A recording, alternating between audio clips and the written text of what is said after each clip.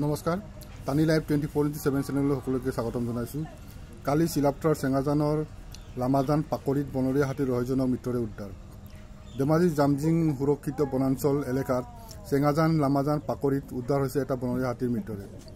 আজি কেইবাদিনৰ পৰা অঞ্চলটোৰ লোকে দুৰ্গন্ধ পোৱাত ৰাইজে কাষৰ বনাঞ্চল বিচাৰ খোচাৰ কৰাত চাপৰিৰ মাজত ৰহস্যজনকভাৱে মৃত্যু হোৱা হাতীৰ প্ৰত্যেক কৰে। এতিয়া হাতীটোৰ স্বাভাৱিক মৃত্যু নে কোনোবাই হত্যা কৰিছে, স্বাস্থ্য বিভাগৰ মৰণোত্তৰ পৰীক্ষাৰ ৰিপৰ্টত সকলো স্পষ্ট হ'ব। ধন্যবাদ।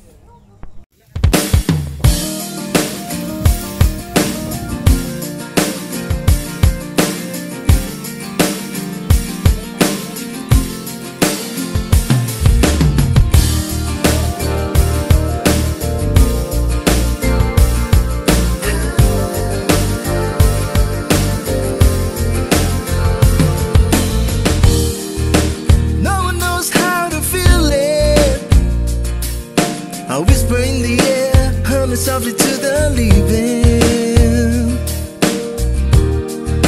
I see a flame inside me, shining on the streets of mine. My soul was weakening. I found you. My world is now complete. I thought it was impossible, but that's how things were to me. I love you, and it's not some reverie. I'll lay down in your arms, and there's where I wanna be forever.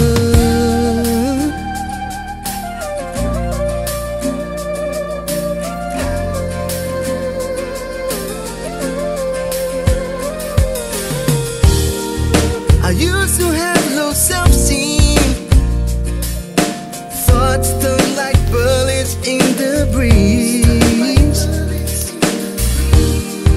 But someone touching my strings, they sang a song I've never heard, something so sweet. I found you. My world is now complete. I thought it was impossible, but that's how things were to me. I love you, and it's not some reverie. I'll lay down in your arms, and that's where I wanna be. Back then, I was so stupid, too much anger in the eyes, alone at home with no supplies. I froze all my old dreams.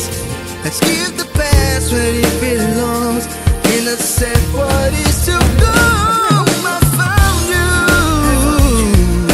My world is now complete.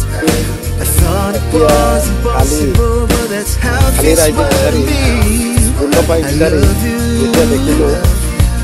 and it's not so reverie. I'll lay down in your arms, and there's where I wanna be. I found you. My world is now complete. I thought it was impossible, but that's how things were to me. I love you, and it's not so reverie. I'll lay down in your arms, and there's where I wanna be forever. কিমানটা হাতী ইয়াত এনে ঘূৰি ফুৰি থাকে মাজে ইয়াত মাজে মাজে ঘূৰি থাকে, কিছুমান 6টা আহে, কিছুমান 7টা আহে, এনেকে বিনিময় আহে। আৰু এনে কৰ হাতী এইবিলাক হাতী হ'ব লাগে, কৰ পৰা আহে আমি এইটো নাজানো, কৰ হাতী আহি পিনি ইয়াত কি কি কৈ কি কেনেকে ঘূৰিছে এইটো আমি নাজানো। আমি দেখিয়ে আমি ভয় খাওঁ। জংগলী ৰাইজকটো ডিষ্টাৰ্বটো হৈ আছে, কিছুমানৰ ঘৰ ভাঙাইছে, কিছুমানৰ খেতি পথাৰ লোকচান কৰিছে, ডিষ্টাৰ্বটো এনেকুৱা হৈ আছে বাৰু। ৰাতিপুৱা আমাৰ অফিচত খবৰ দিলে দুজনমান ইয়াৰ ব্যক্তিয়ে, তাৰপিছত আমি লৰালৰিকে গোটেই ষ্টাফখিনি ৰেডি হৈ ইয়ালৈ যিখিনি যাৱতীয় সামগ্ৰী লাগে, ধৰক আমাৰ নিমখৰ পৰা আদি কৰি আমাৰ ফেনাইল, আৰু বিশেষকৈ আমাৰ ভেটেৰিনেৰী ডক্টৰৰ লগত মই যোগাযোগ কৰিলোঁ। তেখেত ভাস্কৰ কলিতা, তেখেত আমাৰ খবৰটো পোৱাৰ লগে লগে তেখেতো ইয়াত ৰেডি হ'ল। আমি তাৰ পৰাই ৰাওনা দিলোঁ, তাৰপিছত আহি তেখেতক উঠালোঁ। তাৰপৰা সেই আচলতে দুৰ্ঘটনা মানে স্বাভাৱিক মৃত্যুৰেই হাতীটোৰ, গতিকে সেইটো ৰাতি দেখা পালোঁ। আৰু হাতীটোৰ বিষয়ে ক'বলৈ গ'লে ইয়াৰ অলপ আগতে নিশ্চয় আঘাতপ্ৰাপ্ত যেন লাগিছে। যি নহওক সেইটো বাৰু ভেটেৰিনেৰী ডক্টৰে নিৰ্ধাৰণ কৰিব। তথাপিতো আমাৰ চকুৰ দৃষ্টিয়ে যিটো দেখা পাইছোঁ সেইটো ফালৰ পৰা মই ক'ব বিচাৰোঁ সি আগতেই আঘাতপ্ৰাপ্ত হৈ আছিল। হয়তো সি খাদ্যৰ খোৱাত কিছু অসুবিধা পাইছিল নেকি। ইয়াত খেতিপ্ৰধান জেগা, গতিকে ইয়াৰ ওচৰতে হাতী আগৰ পৰাই থাকে। এইটো জামজিং ৰিজাৰ্ভত পৰে আমাৰ, গতিকে অভাৰ পৰা আহি এইটো এটা লাইন আছে তেওঁলোকৰ। গতিকে যিসকল হাতী ইয়াত চৰি থাকে, কিবা অসুবিধাত পৰি এইটো আজি মৃত্যু ঘটিল। বিশেষকৈ দাঁতটো অলপ গজিছে। গতিকে সেইটো সময় সিমানখিনিয়ে হয়, 10 বছৰৰ ভিতৰত দাঁতৰ যিটো চাইজ পাইছোঁ, গতিকে তাৰ আয়ুসটো সিমানেই এতিয়া হৈ আছিল। কিন্তু আমাৰো অত্যন্ত দুখিত, আমি এটা সম্পদ আমি হেৰুৱালোঁ। বন বিভাগত ধৰক হাতীয়ে এটা মানে সঁচা কথা ক'বলৈ গ'লে মানে ডাঙৰ সম্পদ। বিচাৰি উলিয়াটো মানে বিশেষকৈ প্ৰায় জংঘলৰ ভিতৰত আছে। এইটো গোন্ধৰ পৰাহে মানুহে গম পাইছে। ইয়াত যে হাতী এটা মৰি আছে এইটো কোনো ৰাইজেও গম পোৱা নাছিল। বিচাৰি উলিয়াইছে। গোন্ধাটো হোৱাৰ কাৰণে কি বস্তু গোন্ধাইছে এনেকুৱাতে বিচাৰি উলিয়াই লাগে। ওচৰত জংঘলৰ ওচৰতে, বেছি দূৰত নহয়। তাৰপিছত চালে হাতীটো পৰি আছে। আৰু প্ৰশাসন আহিছে নে বিভাগৰ মানুহ? এতিয়া বৰ্তমান আজি ফৰেষ্ট বিভাগৰ প্ৰশাসন আহিছে।